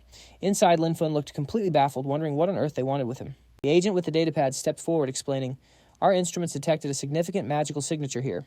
Please deactivate the barrier for a routine inspection." The two agents waited as the barrier hummed with power between them. The taller one tried to reassure him, saying they were just assessing the situation, but Linfeng just stared back, thinking, "A magic aura, I just rented this place a few days ago." Outside, the other agent was already losing his patience, grumbling about how long it was taking some farmer to lower a simple barrier. The tall agent's voice turned grave. "The hero Tuka was just slain by demons," he said, "and now demonic energy pops up here." Flames erupted around him as he took a menacing step forward, his eyes glowing red. He glared toward the barrier and roared, "If you ask me, this guy is obviously a spy for the demons." Linfeng remained silent, a single bead of sweat tracing a path down his cheek. From the other side, Haru roared at him, "Surrender now!" But Linfeng simply met his gaze, his expression unshakable. The other two agents watched the situation unfold nearby. Haru is always so impulsive. One of them sighed. The other reasoned, "Well, Tuka's death is still fresh, and demonic energy did appear right on his doorstep. It does make this young man look suspicious," he conceded, stepping forward. "Please just cooperate with our investigation. Open the barrier." Hearing this, Linfeng glanced away, thinking he needed to find a way to get them to leave. He then put on his most innocent, pitiful face. "Sirs, my profession is a humble one," he began softly. "No one has ever given me much respect. I just wanted a quiet place to focus on my cultivation. And now, even the esteemed law enforcement team thinks I'm a criminal," he asked sadly. One of the men next to Captain Haru looked at him with a flicker of doubt. He gently touched the captain's arm. "Sirs, he looks so pitiful." At that, the captain's face twisted with rage. "Pitiful!" he exploded. "Anyone can act pitiful!" His fist clenched, and with a roar, he lunged forward, throwing a punch with all his might. The punch connected with a massive boom, sending shockwaves through the air, but Linfeng barely even stumbled, casually grabbing Captain Haru's fist. A single bead of sweat trickled down his temple as he thought, "Oh, this is bad. My body's been enhanced so much." His full-power punch didn't even tickle. Linfeng's eyes narrowed slightly. "All right," he thought, "time for plan B. I guess I'll have to put on a little show." With dramatic flair, Linfeng collapsed to the ground, clutching his chest. The captain stared, dumbfounded. "But I put everything I had into that punch." "How is he still alive?" he sputtered. "This guy's definitely suspicious." Linfeng looked up his face, a mask of teary-eyed innocence, asking, "Are you trying to beat a confession out of me?" Before things could escalate, the other agent stepped in. "Haru, calm down," he commanded. "Look closer." He pointed at Linfeng. "There's nature magic flowing from his body. Even a child knows demons despise the energy of nature." The man with the glasses helped Linfeng up. "It seems we've made a terrible mistake," he said. "Your nature magic is incredibly pure. We'll be sure to state that clearly in our report." Linfeng got to his feet, his eyes filled with gratitude. "Sir, you're a good person, a truly righteous official. I'm only doing my duty," the agent replied calmly. Nearby, the captain seethed, grinding his teeth in pure frustration. In the next instant, raw power exploded from his body. Crackling lightning surged around his raised hand as he prepared to strike again. But before he could move, his two partners instantly appeared in front of Linfeng, blocking his path and forcing him to stand down. The captain stood frozen, his jaw clenched tight. After the standoff, the agents mounted their drakes and flew away, leaving Linfeng to quietly watch them go. He lowered his gaze with a sigh. What a headache. He realized then that just peacefully farming wasn't going to cut it anymore. He needed the power to protect himself. Just then, a golden light shimmered in the air as a flock of paper cranes gracefully floated toward him. One stopped right before his eyes, and a voice magically emerged from it. The paper crane delivered its message. "Report to the Academy training grounds tomorrow morning for the freshman ability assessment and ranking battles. Attendance is mandatory," the voice concluded. And with that, the paper cranes vanished into thin air. Linfeng stared at the empty space, letting out a weary sigh. Why is just living a quiet life so difficult, he wondered. Unseen by him, two figures watched from the shade of a distant tree. His nature magic, one of them murmured. It's unbelievably pure and powerful. The woman turned to her companion. Is he really just a farmer? The man, the principal of the extraordinary academy, shook his head. I'm not so sure. The system registers his profession as a spirit farm master. The principal's eyes narrowed. To think it even caught the eye of the great level 50 nature archmage Vera. The woman noted, It sounds like some kind of mutated class. And I have a feeling he's hiding another secret, she added. But that display of nature magic alone clears him completely. Demons can't fake that kind of life force. It's pure poison to them. I agree, the principal said. This should be enough to silence the doubters for now. He added with a knowing smile, but the real show is just about to begin. A swirl of green energy enveloped them, and in a flash, they teleported away. And just like that, the scene changes to the Academy's training ground for extraordinary freshmen packed with a crowd of new faces. A few of them look totally lost, grumbling that the interviews were already done and they'd even picked their instructors. They have no idea why another test is happening. Others chime in saying they thought classes would start right away. One student whispers he's got some inside info, but then just laughs it off, refusing to spill the beans. Linfun stands off to the side, quietly listening to all the chatter without saying a thing. His expression is perfectly calm as he looks forward, simply waiting for what's next. Just then, the pink-haired instructor steps up, telling everyone to quiet down. She says she understands they're all full of questions and explains why the academy is suddenly holding this entrance test for everyone. Apparently, after the instructor interviews ended yesterday, urgent military news arrived from the front. The demon attacks have gotten fiercer, and the fortress beyond the third barrier is on the verge of collapse. She announces that the academy has received direct orders. They must quickly send a group of fresh recruits to support the front lines. The moment they hear this, the students erupt in shock. Some yell out that they literally just started school. Why are they being sent to the front already? Others protest, asking if they weren't supposed to study and train first. But the instructor's voice turns cold, saying that when a nest is overturned, no egg can survive. If that fortress falls, the demon army will march straight for Funan City. She asks them, does anyone truly believe they'll be able to cultivate in peace? Then she finishes by stating that this isn't a request, it's a conscription. In humanity's hour of crisis, no one gets to sit on the sidelines. Meanwhile, a student with pink hair stands in the crowd, a little boy by her side. The boy looks up at her hesitantly, calling her sister, but can't seem to find his words. Not too far from them, Linfun stands quietly, his backpack slung over his shoulder. He remains completely unfazed, staring straight ahead as if the surrounding chaos is nothing but background noise. The pink-haired girl turns back to the boy, gently telling him it's okay and not to worry. She then glances toward Linfun, her cheeks turning a little red, as she quietly says, he's really outstanding. She can't help but wonder if he'll be chosen for the draft. A moment later, the instructor raises her voice, ordering all freshmen to enter the training grounds for live combat testing. The crowd starts moving, and Linfun calmly walks with them, his hands tucked in his pockets. He thinks to himself that since he's a farmer-type class, they probably won't send him to the front lines in a situation like this. If they did, it would totally mess up his farming plans. Soon enough, the test begins. Linfun finds himself on the field facing a female student armed with a staff. She sizes him up, calling him a spirit farm master. I've heard you're pretty good at dodging, she says. Then she suddenly raises her staff and yells, turn to ashes, as she unleashes her attack. A torrent of flames erupts and rushes toward Linfun. The pillar of fire roars forward, but our hero just takes a casual step to the side, letting the flames pass by completely. Linfun looks at the fading attack without a hint of panic. He calmly remarks that it was too slow and her magic wasn't focused enough. He even adds that a fire that weak couldn't even roast the sweet potatoes back in his field. Hearing this taunt, the black-haired girl gets absolutely furious. She frowns and begins a long chant about a flame spirit sleeping at the end of the world, raising her staff to command it. All the while, Linfun just watches her quietly. He starts to look bored, and before she can even finish her spell, he suddenly makes his move. A green light flashes around his arm as he strikes. Your casting time is far too long, he says calmly. The blow lands perfectly. The girl cries out as she's sent flying backward, crashing hard onto the ground. Green energy ripples across the arena. As the dust finally settles, a voice announces the outcome of the match. Linfun is declared the winner. And so it goes. Linfun defeats one opponent after another, with every single match ending in his victory. Linfun scratches the back of his head, thinking that beating this many people should be more than enough. He even considers losing the next few matches on purpose. Just as he's having that thought, the black-haired woman from before steps forward and hands him some water. Linfun looks up and politely thanks her. The woman smiles, telling him that, with his talent and potential, he's more than qualified to aim for a much higher stage. Linfun looks a bit surprised and asks what she means. She explains that if he earns enough credits and passes the assessments, he could be promoted to the more advanced Sunhei Academy. The woman paints a tempting picture of the advanced academy with better cultivation techniques, stronger instructors, and even chances to get legendary weapons or powerful mounts. Linfun listens quietly, then calmly says he appreciates the offer.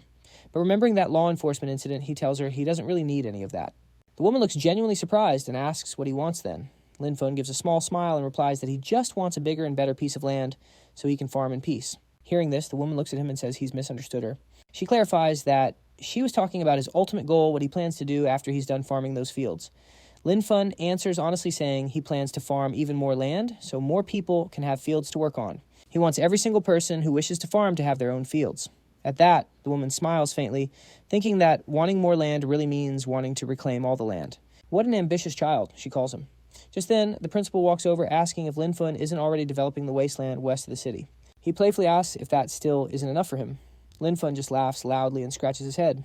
When it comes to farming, he says, the more land, the better. At that moment, an announcement calls out the next match, Lin Feng versus Eiling. Lin Feng gives a slight wave and a smile, saying it's his turn to go. As he walks toward the arena, the principal comments on how refreshingly straightforward he is. The black-haired woman beside him calmly replies that if Lin Feng wants something, they should probably just give it to him. The principal then asks if she's planning on taking Lin Feng as her student. The woman just watches his retreating back and says, he's quite an interesting boy. The announcer's voice booms, telling the fighters to prepare for battle. Across the arena, Eiling, the pink-haired girl, tells Lin Feng she honestly didn't expect to be fighting him. With a tight grip, she vows to pour everything she has into this fight.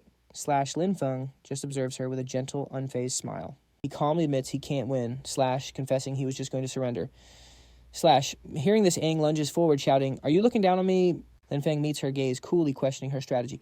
You jump straight to your second form. Is that really how you want to do this? Then with a casual wave of his hand, Lin Feng unleashes a flurry of emerald green energy strikes. In an instant, thick green vines erupt from the ground, wrapping around her and sealing her movements. Gritting her teeth, Aang swings her leg like a blade, slicing right through them. The dark-haired woman watching is stunned. A student below level 10 shouldn't have magic this pure. The principal nods. The first time we saw it, we were just as shocked. The woman adds calmly, even a level 80 nature mage doesn't have this purity. She declares with certainty, this boy's future potential is absolutely limitless. Back on the field, Aang unleashes a massive attack, but Lin Feng stands behind a wall of vines that absorbs it all. The observers both agree. A talent like this is 1 in a million. With the proper guidance, his growth would be absolutely terrifying. After a moment of thought, the woman comes to a startling conclusion. She announces, I've decided I want him to be my teacher. The principal looks at her confused. You mean you want to be his instructor? That's not a bad idea. But then he pauses, realizing she misspoke. Wait, you said that backwards. The woman looks him dead in the eye. No, I said exactly what I meant. I want to take Lin Feng as my master, she explains. The principal stares in utter disbelief. Have you gone mad? Did a demon fry your brain? She just smiles serenely. Even if one did I would still want to become his disciple. Meanwhile, back at the academy arena, the battle explodes. Lin Feng and Aang collide in a dazzling whirlwind of blue energy. Their bodies twist and turn through the air, the sheer force of their clash shaking the stage. Aang charges with incredible speed, her weapon slamming down and cracking the stone beneath her. Lin Feng dodges by a hair's breadth as the very air seems to pop around them. Even in the heat of battle, Lin Feng seems perfectly relaxed. He thinks to himself, okay, I've shown off enough of my skills. Time to act a little weak, and then concede the match. But suddenly a commanding voice echoes through the arena. It warns Lin Feng, if you keep holding back, the academy will reclaim that plot of land to the west. Hearing those words, Lin Feng slowly turns his head. The speaker was none other than the principal himself. Lin Feng's entire expression shifts as a blue spark flashes in his eye. No way, he declares instantly. Inside his head, he's screaming, you can't take my land, not my land. That farmland is his entire world. Aang's eyes go wide as she watches him. She can feel his entire aura changing in an instant. Until now, he'd just been casually defending himself. But she knew right then and there, he was finally about to get serious. A brilliant green light erupts from Lin Feng. He raises his arm and energy gathers in his palm like a miniature tornado, glowing brighter and brighter. His gaze is sharp, his focus absolute. Across the stage, Aang takes a step back.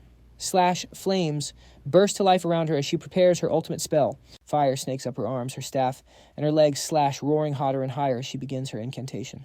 She thrusts her weapon forward, unleashing a colossal fireball. The fiery orb rockets across the arena with terrifying speed, tearing up the ground as it flies straight for Lin Feng. But Lin Feng doesn't even flinch. Instead, he charges head-on straight into the incoming attack. His green aura slices the explosion in two, carving a path directly through the heart of the flames. The entire arena shakes as debris flies everywhere. From the dust and fire, Lin Feng leaps forward, power radiating from his body. A brilliant green light envelops his fist as he soars toward Aang. He yells out a single simple line, take this, my serious punch, his fist glowing with pure life. Energy flies toward her with earth-shattering force. Aang's eyes widen in absolute shock as the impact sends her head snapping back. She gasps, stunned by the overwhelming power of his blow. This power, it's unbelievable, she cries out. But at the very last second, Lin Feng's fist stops. He lands gracefully on his feet and offers her a kind smile. He looks completely relaxed, as if the fight was nothing at all. / you let me win, he tells her gently. In the stands, the students are speechless, their jaws on the floor. / that farmer Lin Feng, he was hiding his true power this whole time, one of them shouts. Another student sighs. Compared to him, I'm the one who looks like a simple farmer. / the woman with the green eyes watches her own eyes sparkling with excitement. That level of control over nature is unheard of, she exclaims. He commands it like it's an extension of his own body. His mastery is near the very source. Lin Feng then extends a hand to Aang, / just as the announcer's voice rings out across the field. The winner is Lin Feng. After the match, Lin Feng helps a blushing Aang to her feet. / she gently takes his hand, looking up at him with pure admiration. You're so strong, she says. I completely accept my defeat. / Lin Feng just looks down at her calmly. / no, you're the strong one. All I have is a bit of brute strength. After he says that, Lin Feng breathes a huge sigh of relief. / sweat dripping down his forehead. Phew, he thinks to himself, that was way too close. They almost took my land. / Suddenly the principal appears behind him with a cheerful voice. He claps Lin Feng on the back, proudly. Well done, my boy, that's more like it. / Lin Feng bows his head slightly. Thank you for going easy on me, Principal. The principal waves it off. Just keep up the hard work. I'm looking forward to seeing just how strong you'll become. As the principal walks off, a sly grin plays on Lin Feng's lips. / he mutters to himself, that old geezer, using my land to threaten me. Oh, just you wait, he whispers with a mischievous glint in his eye, / already plotting his light-hearted revenge as he leaves the arena. Meanwhile, the green-eyed woman made her way to a tree. / Lin Feng just rubbed his neck, completely lost in thought. / she slipped behind the trunk, and suddenly a cloud of white fog erupted. A moment later, she emerged with a brand-new look / and walked right up to Lin Feng. She had transformed into a girl with long, flowing green hair, / in her green dress, her bright eyes absolutely sparkled with excitement. / she stopped right in front of Lin Feng and called out his name with a cheerful smile. She asked if student Lin Feng would please guide her cultivation journey. / Lin Feng just froze for a second. / he touched his chin, his eyes wide with utter confusion. He stared at her, thinking he must have heard wrong. / he asked if she was feeling all right. / wondering why a combat student would ever ask a simple farmer for help. The girl quickly introduced herself. / her name was Vera, and this was their first time meeting. She explained that she'd just watched his entire match. Her voice was filled with passion. She called his use of natural mana unbelievable, simple, perfect, and overflowing with life. Vera admitted she'd never seen anyone command nature's power like he did. / her bright eyes softened. She confessed something a bit more personal. She revealed she'd been stuck at her current cultivation level for a very long time. / Vera believed that by watching him, she might find the breakthrough she desperately needed. Hearing this, Lin Feng awkwardly scratched the back of his head. / he just stared at the green-haired girl, looking completely baffled. He asked if she was also a nature-type student. / he mentioned that the nature instructors were still away on the battlefield, / and suggested she just wait for them to return. He stated honestly that all he really knew how to do was farm. / but Vera clasped her hands together, her expression completely serious. She insisted that the truly skilled are the best teachers. / she wasn't asking him to formally take her on as a disciple or anything. She only hoped to visit his field sometimes to watch and learn. / she gave him a deep, pleading bow. / she said even if she only helped with small tasks, just being near his natural aura would be a huge help to her. She begged him to please let her stay. / Lin Feng flinched, his mind racing in a complete panic. But a single thought kept repeating in his head. / he couldn't let anyone know what was growing in his field. / the secret was too dangerous to risk exposing. He turned his head away slightly and spoke with a calm politeness. / he apologized, saying that, as a farmer, he really had nothing to teach her. He insisted he just had a lot of brute strength and wasn't any good at fighting. / but before he could finish, the principal suddenly appeared, throwing an arm over his shoulder. The principal leaned in close, whispering that since Vera was begging so hard, / Lin Feng should just agree, for his sake. Lin Feng stared at the principal, totally shocked. / the principal then whispered a very long and very censored explanation right into Lin Feng's ear. Lin Feng slowly replied that whatever the principal just suggested, / didn't sound very good at all. / his face was a mask of hesitation and worry. After hearing the principal's full explanation, however, Lin Feng's expression softened. / he let out a small sigh and finally gave in. If that's how it is, he said, then I guess it's settled. Hearing this, Vera's face instantly lit up with joy. Her eyes sparkled as she thanked him over and over. She promised she would never be a bother and said his name with true gratitude. / unable to contain her excitement, she rushed forward and hugged his arm tightly. In a stuttering voice, she asked if she could visit tomorrow, / or maybe even right now. / Lin Feng looked away totally embarrassed but answered calmly. He told her it was up to her, explaining his farm was on the west side of the city. Soon they arrived at the training wasteland just outside his greenhouse. Vera, now changed into some work clothes, was buzzing with energy. She eagerly asked if there was anything at all she could help with. Linfeng watched her quietly, thinking that her attitude was certainly serious. But he reminded himself that she could never ever see what was growing inside that greenhouse. To keep her occupied, he pointed toward the wasteland. He told her to just look around for a bit and get used to the area. He explained that he needed to give some special attention, to his newly bred seedlings inside. Vera's gaze shifted toward the greenhouse. Her eyes widened just a little as if she could sense something. A thought popped into her head. These crops felt different. As she looked at the field, she realized something incredible. She thought to herself that these crops were nourished by pure, unadulterated natural mana, these were high-grade plants that could grant temporary stat boosts. As she stood there completely awestruck, Linfeng walked deeper into his greenhouse, his back to her, totally unaware of the sheer amazement on her face. Vera leaned forward with a soft smile. Looking at his amazing plants, she whispered, Linfeng, you just keep getting more and more interesting. An hour later, Linfeng came back out. Vera was still on the ground outside, carefully inspecting the soil and plants. Suddenly, her eyes shot wide open. She lifted a small clump of dirt to her face, staring at it in total shock. Her expression was one of pure disbelief, as she whispered, this is impossible. Linfeng walked up behind her. He looked down and calmly asked if something was wrong. Vera looked up at him from her kneeling position, still stunned. She asked if the crops here were really grown in this incredibly ordinary soil. Linfeng just nodded and confirmed it. Yep. He said, it's just normal dirt. Vera looked even more bewildered. She had to ask again just to be sure. No mana crystal powder, no elemental loam. Linfeng just scratched the back of his head and gave her a friendly smile. He explained that he'd thought about using those things, but anything infused with mana was way too expensive. With his tiny budget, there was no way he could afford it. Linfeng then pointed to a small wilted plant nearby. Its leaves were all curled up and dry. He calmly explained that these little guys were probably just malnourished. Vera stared at the weak-looking crop, her green eyes narrowing, and thought. A little voice in her head spoke up. Linfeng's natural mana was extremely potent, far beyond normal standards. If that was true, she wondered, maybe she could help him. A moment later, she straightened up and spoke with a polite smile. She told Linfeng that the school actually has a special program. Students can trade materials from dungeon drops, for certain items in the academy warehouse. Linfeng practically lit up, stepping in close and grabbing her shoulders. With a hopeful glimmer in his eyes, he asked, are you for real right now?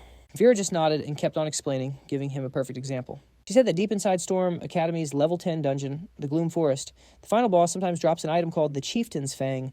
Apparently that Fang can be traded for a bottle of Earth Pulse, a super rare nurturing resource. Then leaning in a little closer, she warned him that level 10 dungeons are no joke. Normally, you'd need a team of about 5 people just to clear it safely. She confirmed that what she said was true, but then she dropped a bombshell. The Academy was about to scrap that rule any day now. Hearing that, Linfeng's eyes shone with pure determination. A bold grin stretched across his face as he confidently balled his hand into a fist. This is perfect, he cheered. I'm heading out right now. And before Vera could blink, he was dashing away with surprising speed, a farming hoe in hand. As she watched him go, she couldn't help but wonder. Maybe only someone with a heart that pure and simple could create such amazing natural mana. A little while later, Linfeng arrived at a colossal tree-like structure. And at its base, a swirling blue and purple portal hummed with power. This was at the entrance to the level 10 Dungeon Gloom Forest. 2 academy supervisors stood guard right in front. A nearby group of students saw Linfeng jogging towards the portal, and one of them pointed in total confusion. Hey, why's a farmer coming over here? He asked his buddies.